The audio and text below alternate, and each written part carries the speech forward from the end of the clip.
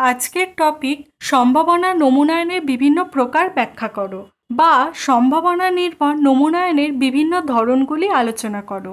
Importance of question, very important. Paper or course, social research method, research methodology. সম্ভাবনা নমুনায়ন probability sampling হলো একটি বৈজ্ঞানিক নমুনা নির্বাচন পদ্ধতি যেখানে জনসংখ্যার প্রতিটি সদস্যের নির্বাচিত হওয়ার সমান ও নির্দিষ্ট সুযোগ থাকে। এর ফলে নমুনাটি পক্ষপাত দুষ্ট হওয়ার সম্ভাবনা কমে যায় এবং গবেষণা ফলাফল আরও নির্ভরযোগ্য হয়।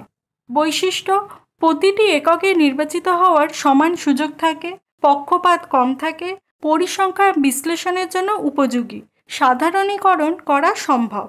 সম্ভাবনা নমুনায়নের বিভিন্ন প্রকার: সরল দ্বৈত নমুনায়ন বা সরল পক্ষপাতহীন নমুনায়ন, সিম্পল র্যান্ডম স্যাম্পলিং। এই পদ্ধতিতে জনসংখ্যার প্রতিটি সদস্যের নমুনাতে অন্তর্ভুক্ত হওয়ার সমান সম্ভাবনা থাকে।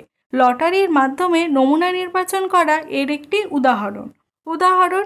একটি স্কুলের শিক্ষার্থীদের মধ্যে থেকে লটারির মাধ্যমে 50 জন শিক্ষার্থী নির্বাচন করা হলো। সুবিধা: সহজ এবং পক্ষপাতিত্ব মুক্ত। অসুবিধা: বড় জনসংখ্যার ক্ষেত্রে সময় সাপেক্ষ এবং ব্যয়বহুল হতে পারে। স্তরীভূত নমুনায়ন, স্ট্র্যাটিফাইড স্যাম্পলিং। এই পদ্ধতিতে জনসংখ্যাকে বিভিন্ন স্তরে ভাগ করে প্রতিটি স্তর থেকে দ্বৈত নমুনা নির্বাচন করা হয়। উদাহরণ: একটি শহরের বাসিন্দাদের মতামত জানতে শহরটিকে বিভিন্ন আয় স্তরে ভাগ করে প্রতিটি স্তর থেকে নমুনা নির্বাচন করা। সুবিধা: বিভিন্ন উপগোষ্ঠীর প্রতিনিধিত্ব নিশ্চিত করে। অসুবিধা: স্তরের সংজ্ঞা এবং নমুনা আকারে নির্ধারণ জটিল হতে পারে। গুচ্ছ নমুনায়ন, ক্লাস্টার স্যাম্পলিং। এই পদ্ধতিতে জনসংখ্যাকে গুচ্ছে ভাগ করে দ্বৈতভাবে কিছু গুচ্ছ নির্বাচন করা হয় এবং নির্বাচিত গুচ্ছের সকল সদস্যকে নমুনায় অন্তর্ভুক্ত করা হয়। উদাহরণ: একটি দেশের জেলাগুলিকে গুচ্ছ হিসেবে বিবেচনা করে দ্বৈতভাবে কয়েকটি জেলা নির্বাচন করা এবং সেই জেলাগুলোর সকল বাসিন্দাকে নমুনায় অন্তর্ভুক্ত করা। সুবিধা: ভৌগোলিকভাবে বিস্তৃত জনসংখ্যার ক্ষেত্রে সুবিধাজনক। অসুবিধা: গুচ্ছগুলো যদি ভিন্ন ভিন্ন বৈশিষ্ট্য সম্পূর্ণ হয় তবে নমুনা প্রতিনিধিত্বশীল নাও হতে পারে। ধারাবাহিক নমুনায়ন, সিস্টেমিক স্যাম্পলিং। এই পদ্ধতিতে একটি নির্দিষ্ট ব্যবধানে জনসংখ্যা থেকে সদস্য নির্বাচন করা হয়, যেমন প্রতি 10তম সদস্যকে নির্বাচন করা। উদাহরণ: একটি কারখানা কর্মীদের মধ্যে থেকে প্রতি 5ম কর্মীকে নমুনা হিসেবে নির্বাচন করা। সুবিধা: সহজ এবং দ্রুত। অসুবিধা: যদি জনসংখ্যার বিন্যাসে কোনো নিয়ম থাকে তাহলে পক্ষপাত হতে পারে। বহু পর্যায় বা মাল্টিস্টেজ নমুনায়ন। এটি ক্লাস্টার নমুনায়নের একটি উন্নত রূপ। এই পদ্ধতিতে নমুনা সংগ্রহের জন্য একাধিক পর্যায়ে নমুনা নির্বাচন করা হয়। প্রথম ধাপে বৃহৎ গুচ্ছ নির্বাচন করা হয় এবং পরবর্তী ধাপে নির্বাচিত গুচ্ছ থেকে ছোট গুচ্ছ বা সদস্য নির্বাচন করা হয়। উদাহরণ: একটি দেশের শিক্ষার্থীদের মধ্যে থেকে একটি জাতীয় জরিপ পরিচালনা করতে প্রথমে রাজ্য নির্বাচন করা হয়, তারপর জেলা, তারপর বিদ্যালয় এবং সর্বশেষে শিক্ষার্থী নির্বাচন করা হয়। সুবিধা: বৃহৎ ও বিস্তৃত জনসংখ্যার জন্য কার্যকর। অসুবিধা: সময় সাপেক্ষ ও জটিল। উপসংহার: সম্ভাবনা নমুনায়ন গবেষণায় নির্ভরযোগ্য ও নিরপেক্ষ ফলাফল প্রদান করে, কারণ এতে প্রতিটি সদস্যের নির্বাচিত হওয়ার সম্ভাবনা সমান থাকে।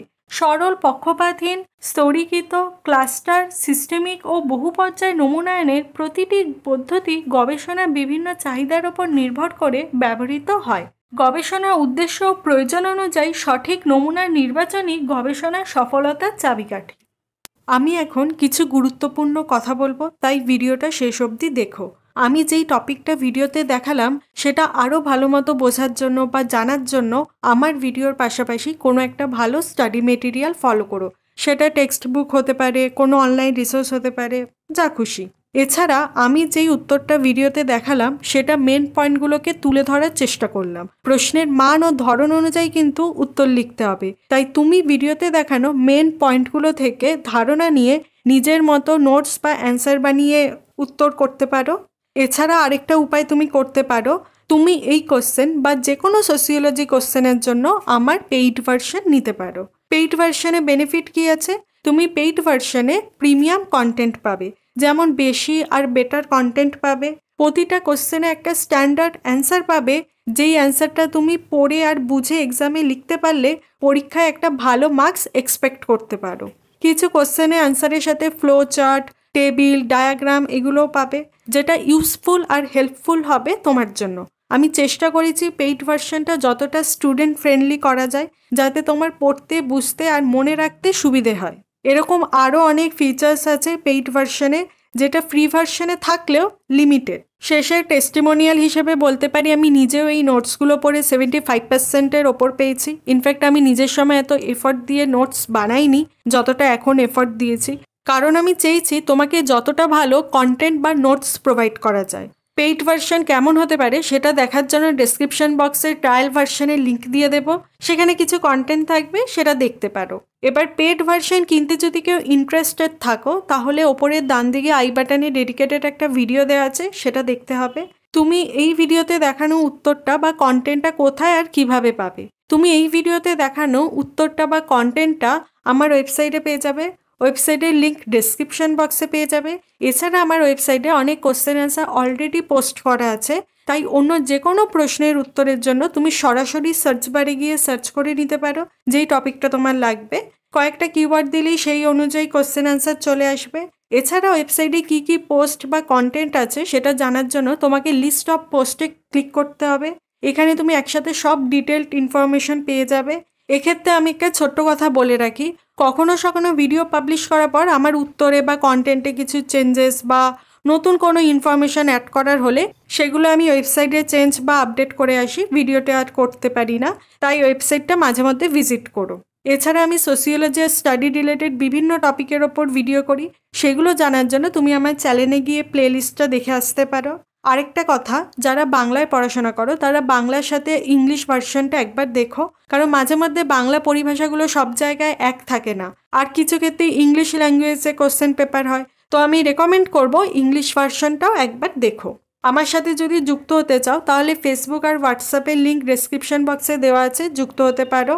এছাড়া আমার একটা রিকোয়েস্ট আছে, আমি ডেসক্রিপশন বক্সে একটা গুগল ফর্মের লিঙ্ক দেব, যেখানে তুমি কলেজের কোন ইয়ারে পড়ো বা কোন টপিকের ওপর ভিডিও চাইছো এই ধরনের কিছু প্রশ্ন থাকবে, সেগুলোর উত্তর দিলে আমি তোমাদের রিকোয়ারমেন্টটা ভালো মতো বুঝতে পারবো, সেই অনুযায়ী আরও ভিডিও করতে পারবো।